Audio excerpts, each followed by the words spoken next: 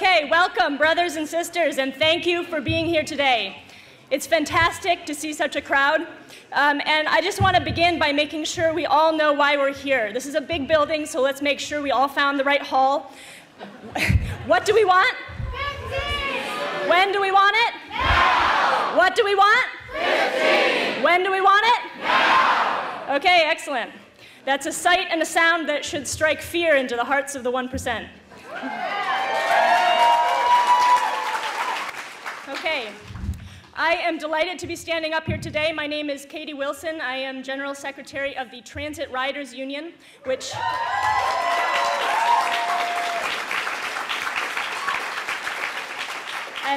we have proudly endorsed the 15 Now campaign.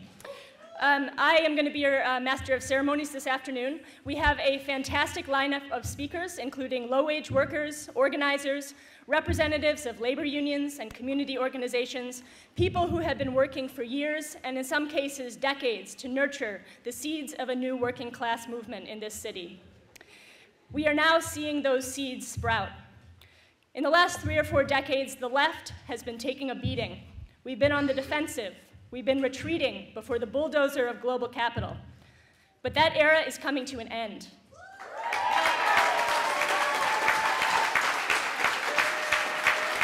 What we are witnessing right here today is the rebirth of a left movement in this country. And Seattle is at the forefront of this new movement. The election of Kshama Sawant as a proudly socialist city council member, the election of our new mayor, Ed Murray, on the promise of $15 an hour, the success in passing a $15 an hour ordinance in SeaTac, and today's kickoff of the 15 Now campaign in Seattle have put Seattle in the national and even international spotlight. It is the responsibility of each and every one of us here today to contribute to this campaign, to the building of this movement in whatever way we can. This is a grassroots campaign. Everyone needs to be involved. And meantime, start building within yourselves the determination and the moral reserves that will be necessary to fight this fight to the finish, because it will be a fight. Okay, are you all ready to make history? Okay. I would like to introduce our next speaker, Dave Freiboth. Dave Freiboth began his career in the labor movement as a ferry worker. He was a member and eventually national president of the Inland Boatmen's Union of the Pacific, ILWU. Since 2006, he has served as executive secretary of the Martin Luther King Jr. County Labor Council. Under his leadership in 2011, the Labor Council called upon its 75,000 members to join and support the Occupy Seattle protesters in Westlake Park.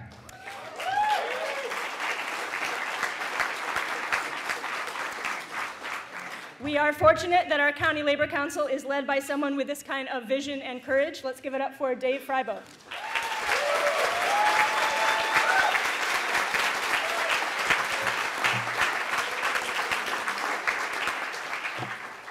Good afternoon, brothers and sisters. Seeing this room packed is very gratifying because this is what this room was built for.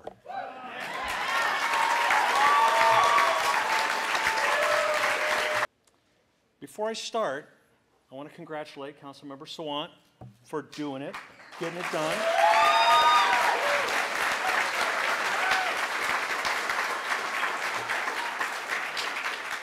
And to a degree, I want to welcome her to the club of representing others. Because my principle in terms of democratic empowerment is pretty deep. It's a big deal to have others empower you through a democratic process to represent them. That changes things. It changed things in my life. You know, I started like most people. I was an activist. I saw things that weren't fair, and I was willing to give my time to do something about it. And, you know, I like to joke. Those of you that know me know I can be kind of a smart aleck, you know. Thanks, Bob. You know, my kind of sarcastic response to someone's asking me why I do this is, well, I got involved to make a difference, and now I guess I'm part of the problem. But I think the point is that when one transitions from advocacy to a representational status, things change a bit. When I was an advocate, when I was an activist, the only thing that really mattered was what I thought. What I thought and how I projected myself into the process.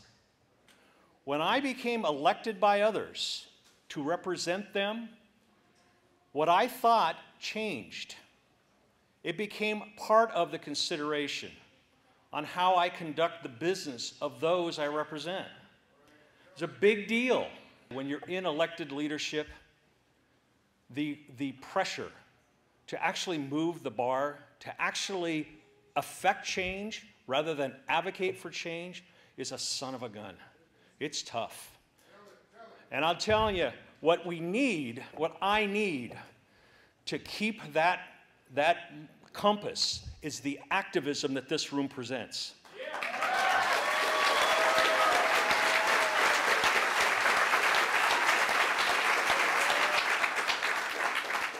And God bless the labor movement. There's no shortage of that. So, you know, the external challenges are pretty obvious. I mean, we know what they're up to. And what's gratifying right now and what's changed is it's being exposed. You know, years of deregulation and, you know, neoliberal politics, new Democrat economics is finally caught up with the son of a guns. The Great Recession finally did it, just like the Great Depression, finally did them in. And they just can't hide from it anymore. And they're on the defensive. I've been doing this for almost 30 years. And I kept waiting. I kept waiting for it to get here. You know, you almost despair when you're doing this stuff. You almost think it's just not going to happen. And it finally, it looks like we've got the opportunity. Now here's what I want to have a serious discussion about. We can blow it. And we have. The left has blown it in the past. And our biggest challenge, of course, is our internal divisions. Now, maybe this isn't supposed to be the environment where we talk about the hard stuff that it takes to make this happen. But I think this is absolutely the time where we need to talk frankly about how we get this done. And I'm going to be critical of everybody in the room, with respect, myself included. You know that our anarchist friends, of course, see power as a problem. Any power is a problem. We know this. We know that they feel the state, the government, is primarily anti-worker. And in fact, this reflects the thoughts of one of our founding fathers, James Madison, the great slave owner, who said, "The government's job is to protect the minority of the opulent from the majority." So when we enter power, when we accept elected representational position, when we sit on the mayor's advisory committee on the minimum wage, as myself and Councilmember Sawant are, we're subject to criticism. And in fact, the criticism has been quite rich. Let me read a couple quotes. This is from an anarchist writer. And, you know, this is good stuff. This is the kind of stuff we need to really consider. With respect, Council Member, I quote, "We will find ourselves betrayed, isolated, and crushed if we don't remain independent of the Sawant camp and the progressive union bureaucrats and social entrepreneurs who backed her election. Comrades are trying to maintain their anarchist credentials by flippantly dismissing Kshama as just another progressive Democrat." There's more. On labor. Labor leadership is tied at the hip to the Democratic Party. Labor unions, I can take it. Labor unions bring out tens of thousands of foot soldiers for the Democratic Party to campaign for them. They give them hundreds of thousands of dollars, unquestioningly, unchallengingly, and uncritically.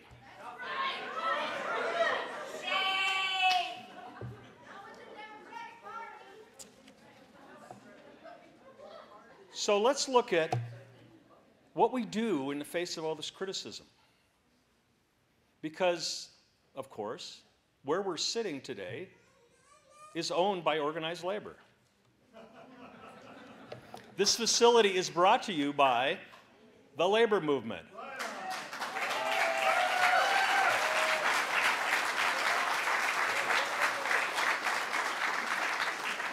It's brought to you by bureaucrats like me.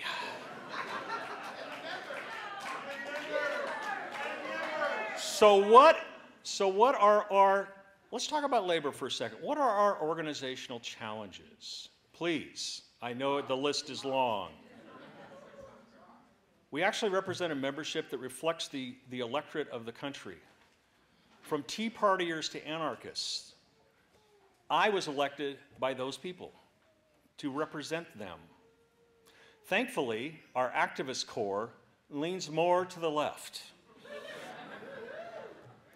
Our bureaucratic structures are historically decentralized right now in Seattle. The labor movement of the WTO campaign and marches does not exist in Seattle at this time. We are not centralized in the Central Labor Council, an organization that was formed years ago, bureaucratic institution, to minimize our differences so we can better project our power. That's a primary purpose. That's my job description.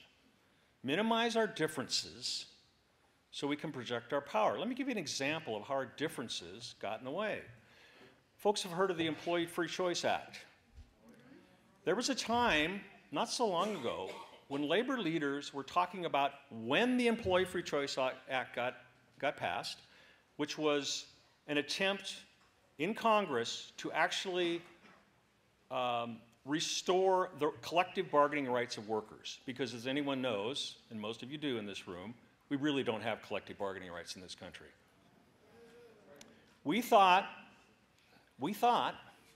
that was going to happen. It was so obvious that the need was there. The problem was the campaign that we put together, upper leadership in the AFL-CIO, didn't even listen to what they felt was grassroots leaders like me. That's their little glass house.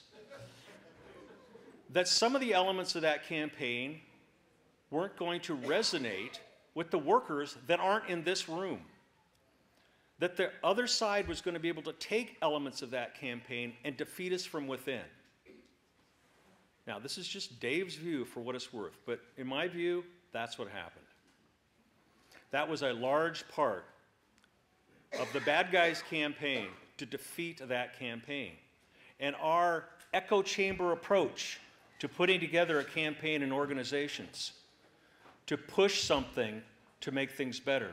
So what did we get to do? We got to be very upset and very victimized and very outraged and also very left with no results. Nothing. So in spite of our internal divisions, we have an opportunity here not to fret about them, but to recognize them, to build off of them, so that our power is seamless. That's the hard work of leadership. That's the point of electing leadership. Because, and on top of the brilliant, and I will use their term, marketing of this $15 campaign, the messaging that is brilliant in this campaign, the street heat that this movement is building, that is essential to keep us on task and to keep them honest and let it know what's going on. We also absolutely must be astute at what the inside game is and what they're doing. The best way to keep backroom deals from being cut is to keep the light on it, is to make sure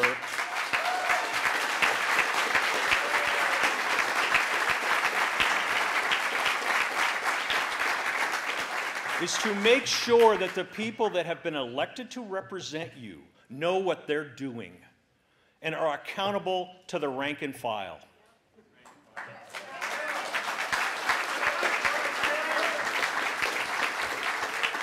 So let me end with this. This is a piece that was written. There's been a lot written out there on the left, in the socialist community, about what just happened here. This is a big deal. You know, I was leaving today, and I told my wife to wish me luck, and she said, "Are you worried?" I said, "No, I'm not that worried about giving a speech. I never saw a microphone I didn't want to talk to." But this is getting really important, I told her. This is it. I told a group the other day that's working on a very vital campaign that I normally would be committing Labor Council resources to, that we can't help them. This is the most important thing that my organization will be working on.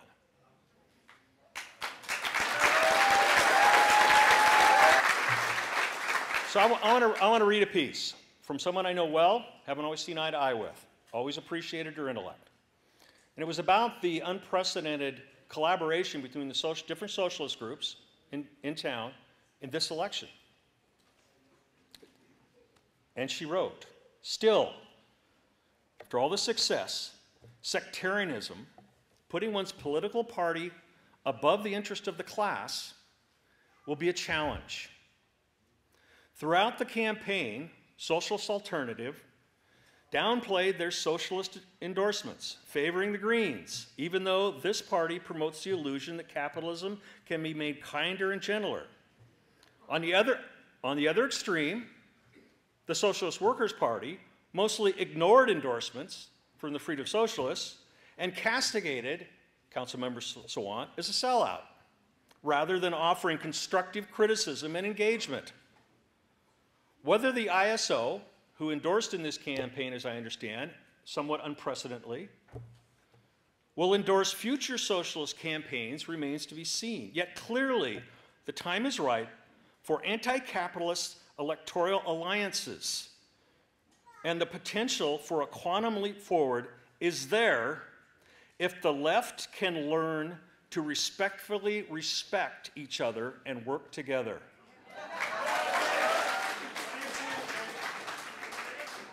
Let's go get them. Thank you.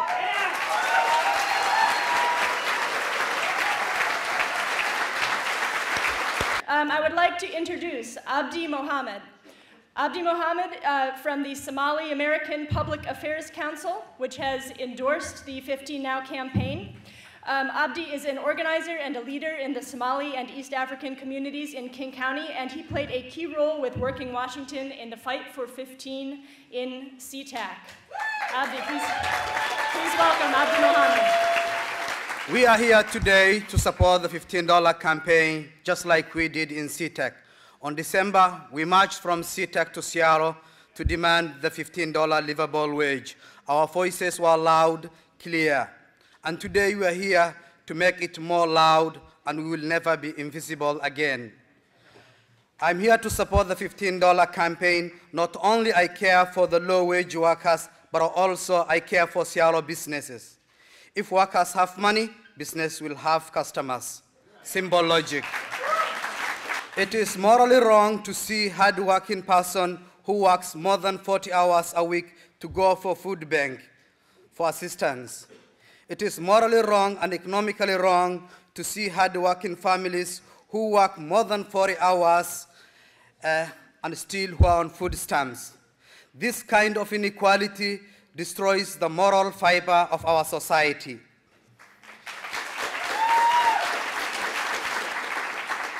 I'm here today because I care Seattle, my new home, after I came from the war-torn country in Somalia. I don't want to see Seattle to be another Zimbabwe. I don't want to see Seattle to be like South Africa, where mine workers are killed by police just because they demanded a wage raise. We will never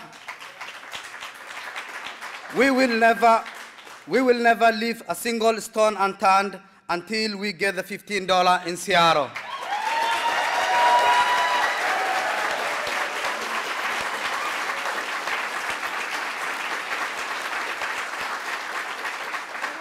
Let us organize block by block, street by street, to make sure that the $15 will be the dream of every hard-working family in Seattle. Thank you very much.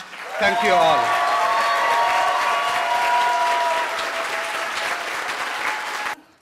So we all know that the eyes of the nation are on Seattle right now. But the fact is, the eyes of the world are also on Seattle.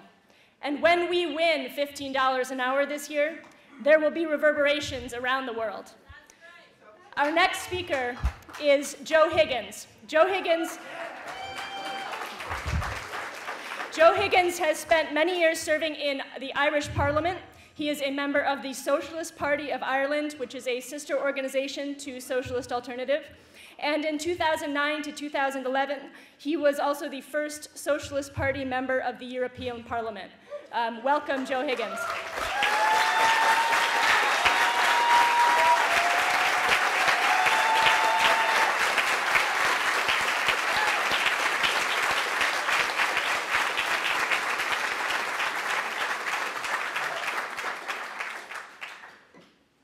Chairwoman, brothers and sisters, dear friends, it is truly a privilege to have travelled 4,500 miles from Ireland to be with you here today.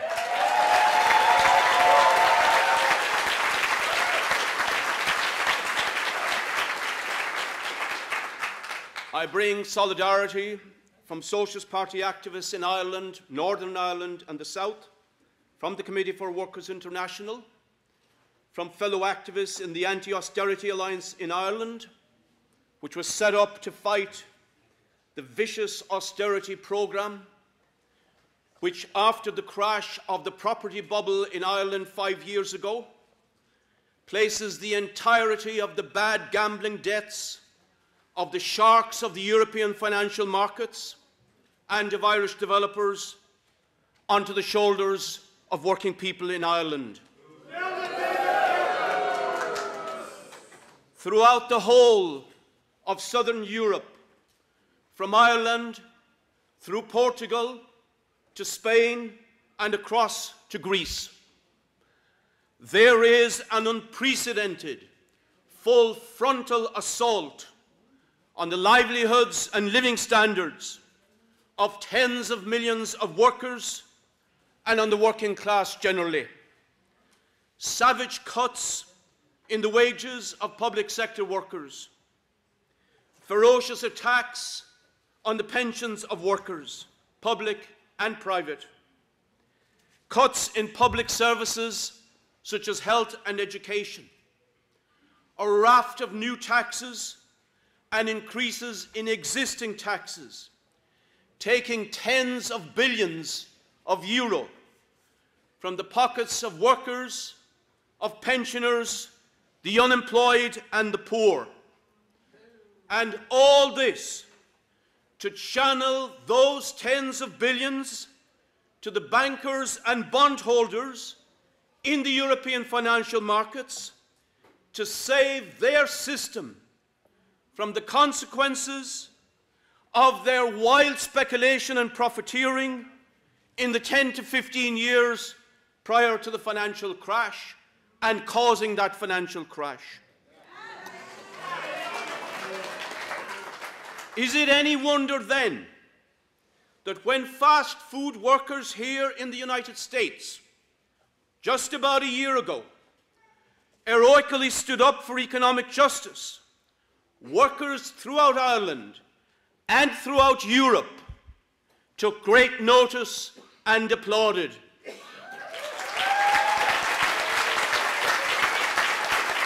Against this background, is it any wonder that activists throughout the European labour movement and on the left cheered to the rafters when the ballot for $15 was victorious in CETAC, and when a marvellous campaign for 15 and for economic and social justice across all fronts propelled into the unwelcoming establishment of Seattle City Council Socialist Alternative Representative Kshama Sawant.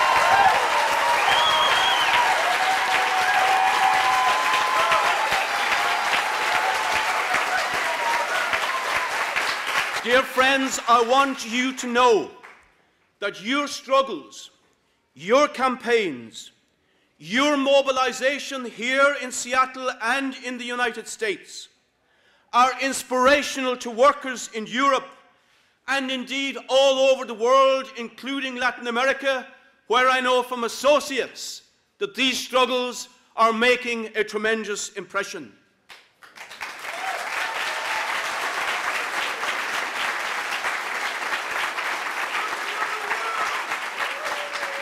And among the left and working class people and activists outside of the United States, these movements and these successes are all the more applauded because they take place in the very heartland of world capitalism itself.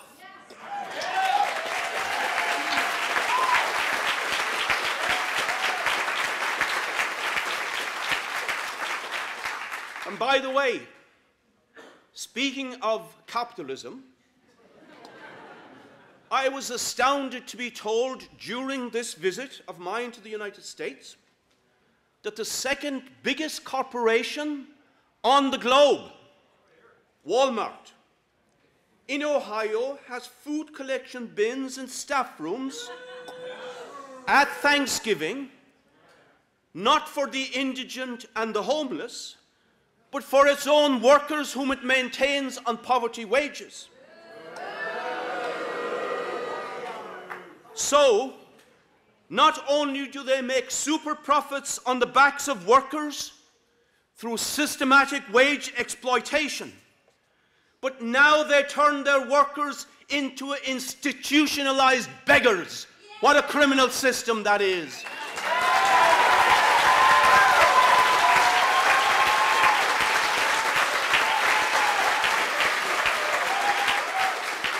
But brothers and sisters, we must look a little deeper. It is not just greed. So what drives Walmart's low wages? Why did Boeing seek to crush the pension rights of workers here in Seattle? It is to maintain and increase private profits for their major shareholders, which profits dig into the pockets of working people. And when working people demand just wages, that threatens those profits for the major institutionalized and other shareholders, and that is why they resist to the end. Why, in challenging poverty wages, we therefore have to challenge the basis of the capitalist system itself, which thrives on this exploitation.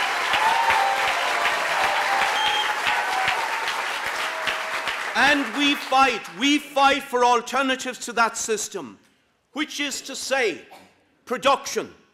No more for rapacious private profits of Wall Street and corporate America and corporate Europe, but production for the benefit of the majority in society and to protect our environment and to give a decent and a dignified life to every human being, which is entirely possible.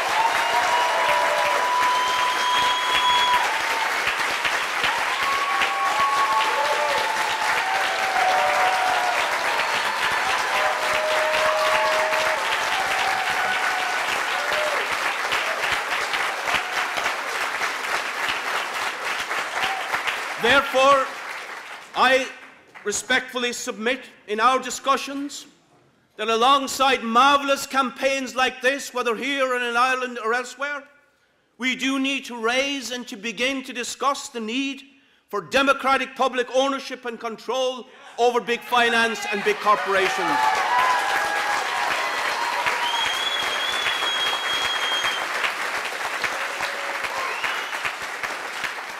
Of course, this is the very system that the political establishment in Europe and the politicians of the Republican and Democratic parties uphold and enshrine, therefore upholding and enshrining the kind of exploitation that goes along with it. And in Europe, it is not just now the traditional right-wing parties that are bailing out the bankers and bondholders on the backs of the working class, but shamefully, criminally, the Labour parties and the Social Democratic parties, founded 100 years ago and more by working people through immense sacrifice, they now have all gone over to the camp of neoliberalism. They are participating in governments, or have done all over Europe, in coalition governments, implementing vicious austerity programs to rescue finance capitalism from its crisis.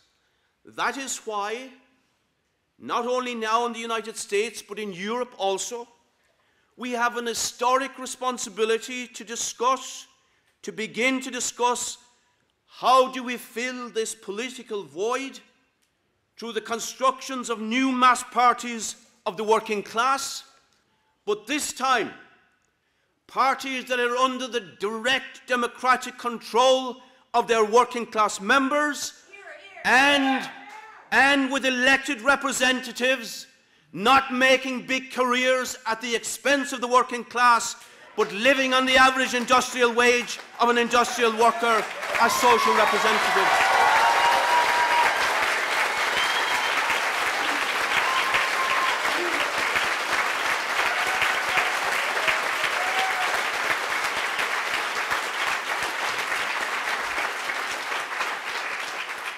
So, dear friends, to sum up and to conclude, we are under pressure in Ireland.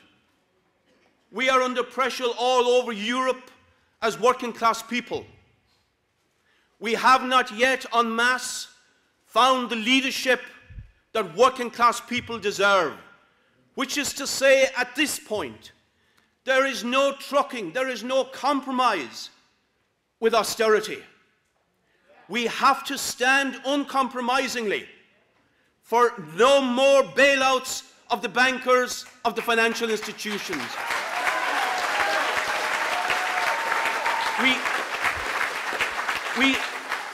We have to say the tens of billions that they ratcheted up in bad debt, that is not our debt, it is their debt, and our people must not pay those debts.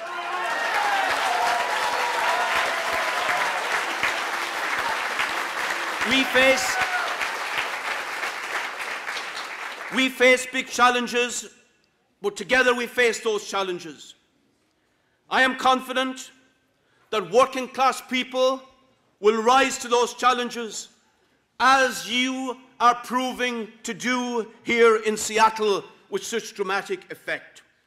I wish you every success in the fight for 15, and also alongside that and into the future, in the related, even bigger fight to create a society on the basis of democratic socialist policies, where human beings can live in dignity, where there is care for the elderly and the sick, where there is a future for the youth, where there is protection for our ecology and our environment. All that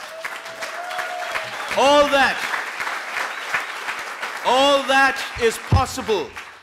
All that is possible when working people take democratic control of these resources and eliminating the nightmare of private greed and the horrors that go with it throughout our world. We can then begin to build the type of society that we all would want for ourselves, for our children, and for future generations. That is what we are about, and it is beginning very much with 15. So let us go forward to victory for 15 this year in Seattle. And as speakers have said, that will resound from one corner of Europe to the next and right around the world to Latin America and Africa, because it means that here, in the very heartland of capitalism itself on a world basis, working class people are shown that it can be done, and we will all benefit massively and be inspired by that and emulate that in our own countries.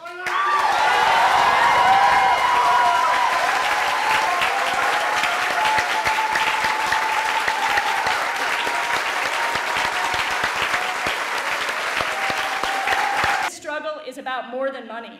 We have something they don't have. We have conviction, we have solidarity, and we have right and we have history on our side. We also have Seattle's newly minted socialist city council member, the first in modern history, Kshama Sawant.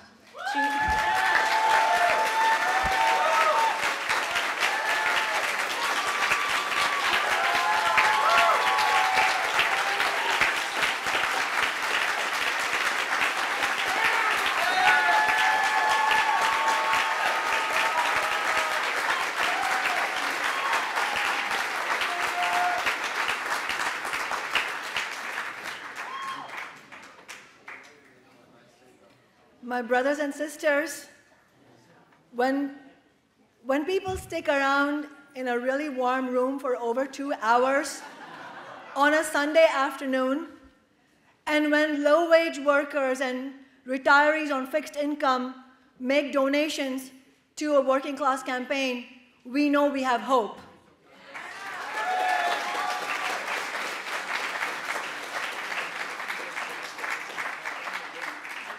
And I really appreciate you sticking around to listen to my words as well.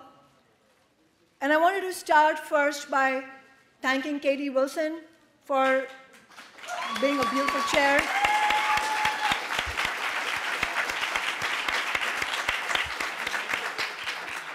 And for all the brilliant activism that the Transit Riders Union has done to bring together people who are highlighting the injustice, the transit injustice that is happening in our city. I also want to thank Jess Spear, who you just heard from. She talked about herself as being a member of Socialist Alternative, and she was a volunteer coordinator for our campaign last year. What she did not tell you about herself is that she is also a fully qualified climate scientist, but for some curious reason, she chooses to spend her time making very, very, very little money as an activist.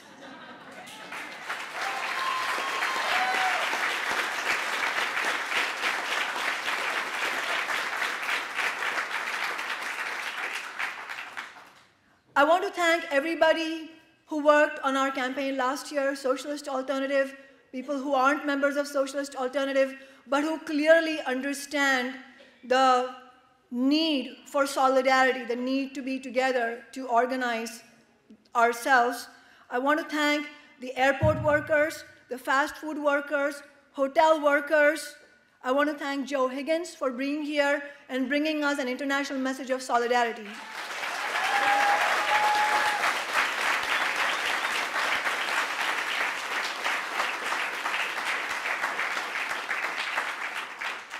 And I liked what Dave Freiboth, Brother Dave, said. This hall was built for exactly like this. And how many decades has it been that we haven't had this? Entire generations have seen a plunge in their standards of living. But this is not just about standards of living. It is about dignity in existence. And we are fighting for that very dignity here today. And we are here to take this movement forward. And I think we all know how incredibly different today is. This is January 2014. Just think where we were on January 2013. We ran a campaign for the State House in 2012.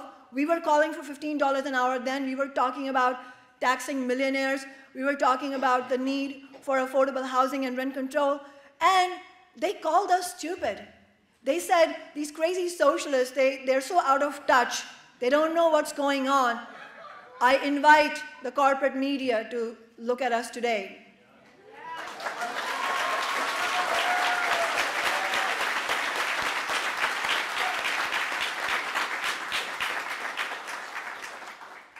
When we say minimum wage, we mean all workers.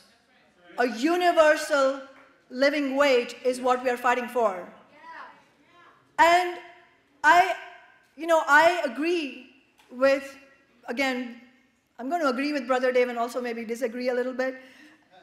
But I agree that while we are justly and correctly celebrating this moment, because remember, this is not just about celebrating in an empty manner. This celebration forces us to recognize the latent power in the working class, because it is all too easy to get demoralized and feel disempowered and feel like nothing can change. So, by God, we should be celebrating this moment.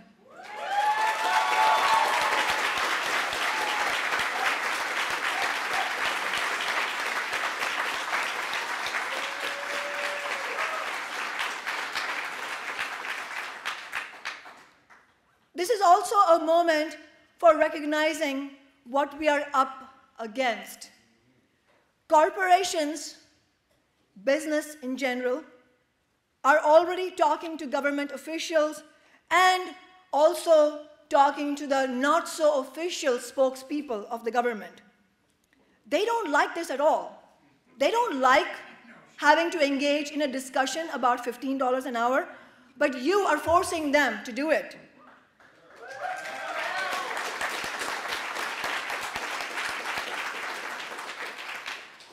But that's step one. You force them to come to the table. But that's not going to be enough, because now they will start talking, and they have already started talking about phasing it in over many, many years. What should our response be? We have to say, minimum wage has reduced in value over 3 decades. Incomes to the 99% have stagnated. Workers have been phased right into poverty. We don't want any more phasing in.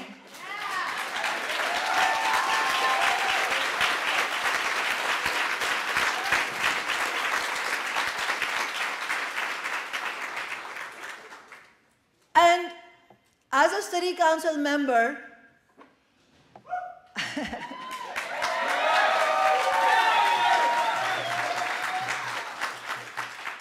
I have the pleasure of talking to business people. And as I've said before, that is an important task, because I'm representing our interests when I go there. But they have said to me, "Oh, are you sure workers want 15?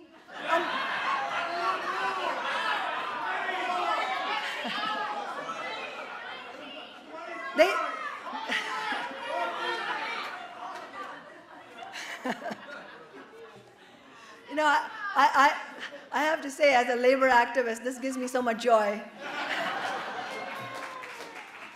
They say to me, "Oh, are you sure workers want 15? Numbers have no meaning. Don't they want comprehensive solutions? Don't they want health care, education, and housing?"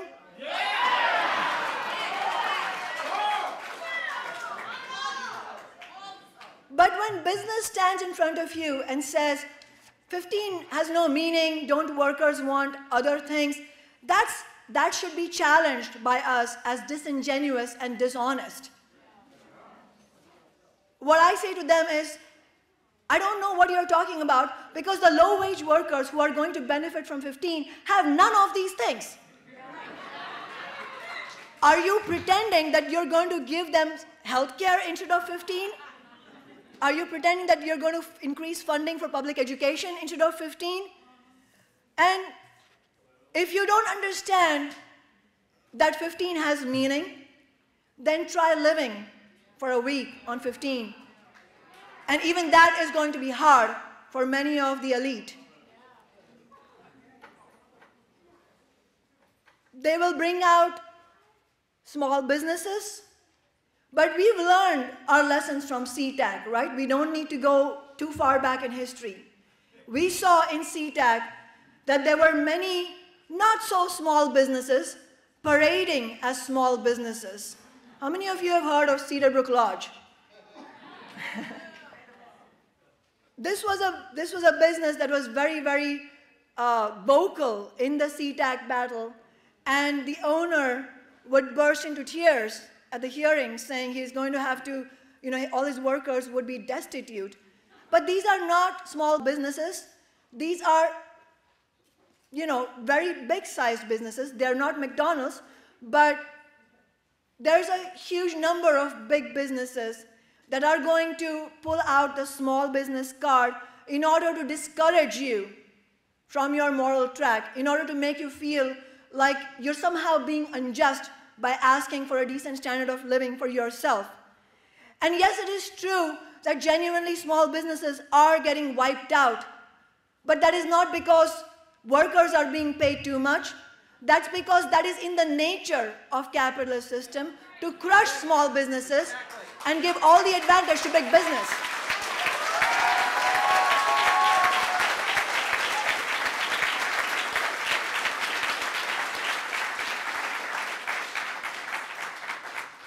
Capitalism overwhelmingly sets up small businesses for failure and allows big business to devour the economy. The reason small businesses are failing is because of the Walmartization of our nation, because of Amazon, Starbucks, and all the fast food corporations. But brothers and sisters, here is the bottom line. The cost of living to a worker in a small business is no different than for a McDonald's worker. Small business cannot be protected on the backs of workers. The government should tax big business in order to support small business, and small businesses and working people should stick together to fight for 15.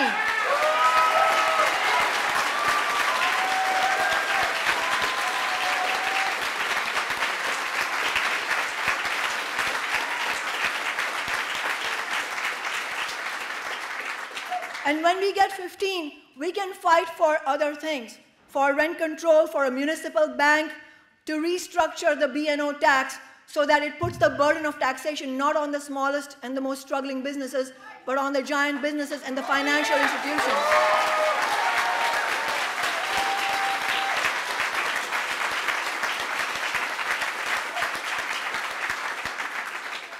But when you talk about government taxing big business to subsidize small business, again, people will tell you, that's crazy socialist talk. Government cannot support business. This is a free market. Brothers and sisters, remind them of the tens of billions of dollars that the state has given away to the Boeing CEOs over decades.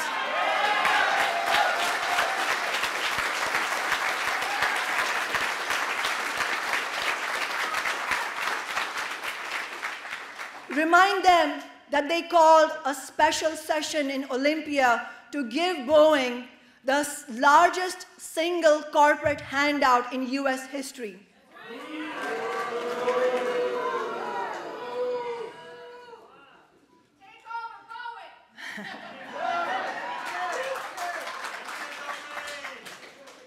What has happened so far is exciting.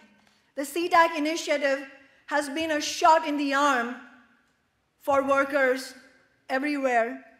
The mayor's executive order to give $16 an hour, $15 an hour for all city employees is a welcome step. But it is really important for us in this room to draw out the correct political lessons and not be taken in by the corporate narrative. None of this would have happened in the first place if workers had not moved into struggle, forcing the political establishment to pay heed to their demands.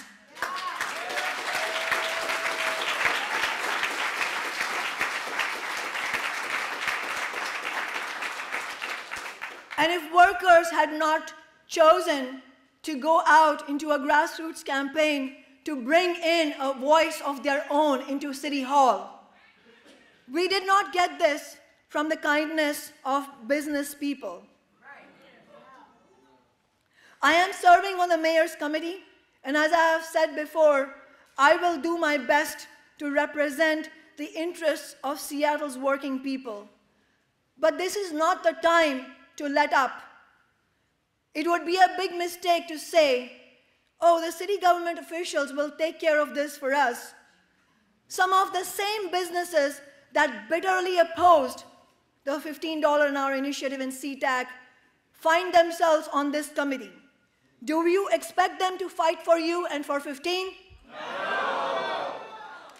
And a simple question is, if they are so committed to 15 in Seattle, why don't they drop the lawsuit against SeaTac Prop 1?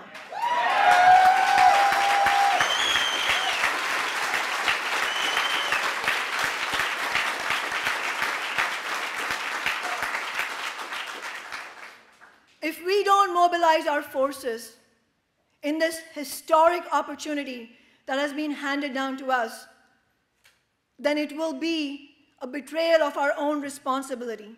We will not get what we are fighting for. History is a warning. Too many examples of opportunities lost for the working class. And yes, everybody who says the left needs to learn to work together, they're absolutely correct. But do you know what is the most important thing we need to do on the left in order to be working together? That is to stand unapologetically for the interests of the working class and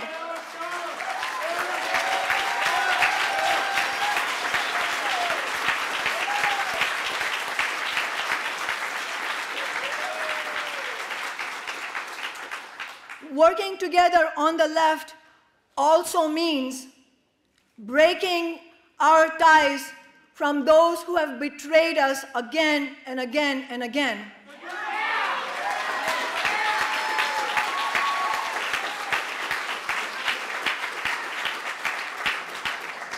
Breaking our ties from the two big business parties who haven't stood up for us and have been the leaders in carrying out this race to the bottom. That's what it means to me for the left to come together.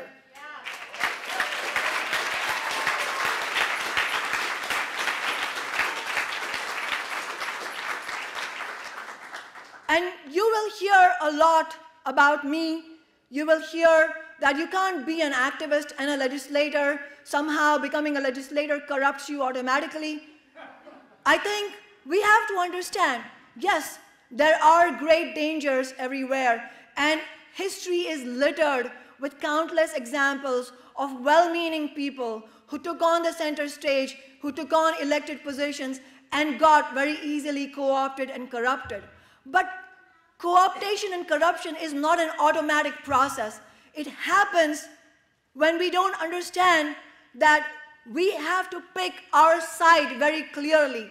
It happens when you think that I can go to my office in City Hall and serve both big business and working people. It happens when you run campaigns that are not democratically organized, campaigns where working people, ordinary people don't have a voice.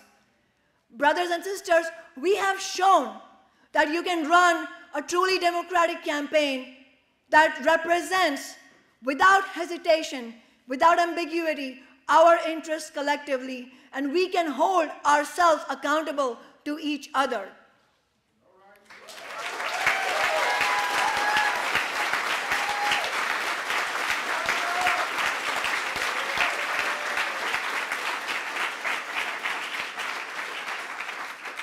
But for that, we need democratic organizations of our own, independent of big business and of the parties that represent them.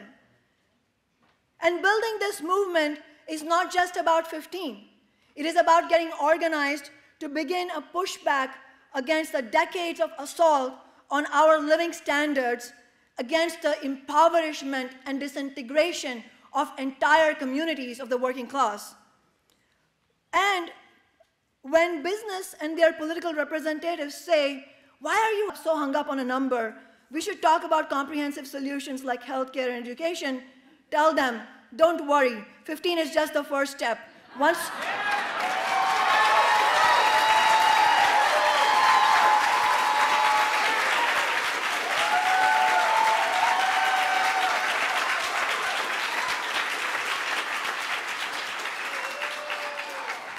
tell them once we win that, we will be back to win the rest of our rights.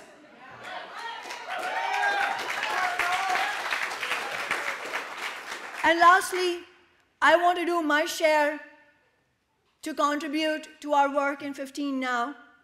I want to thank everybody, individual and institution, who have endorsed our campaign and have pledged to make this the top priority for yourselves in this year.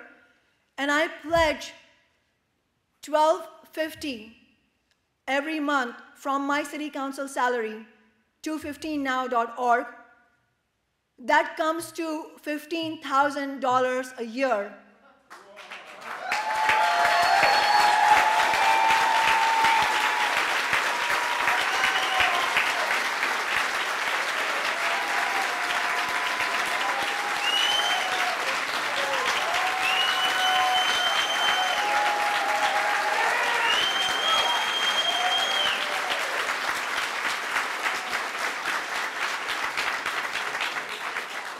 But my brothers and sisters, I do not want any personal glory from this. What I want you to do is to determine that you will fight with us every inch of the way, not only for $15, but to generate a vibrant working class movement that is not going to go away this year, but is going to build and build and build and become stronger every year that passes by. And that you'll promise me that if you run into somebody with a six-figure salary, ask them to donate $12.50 a month to 15 Now. I'll stop there.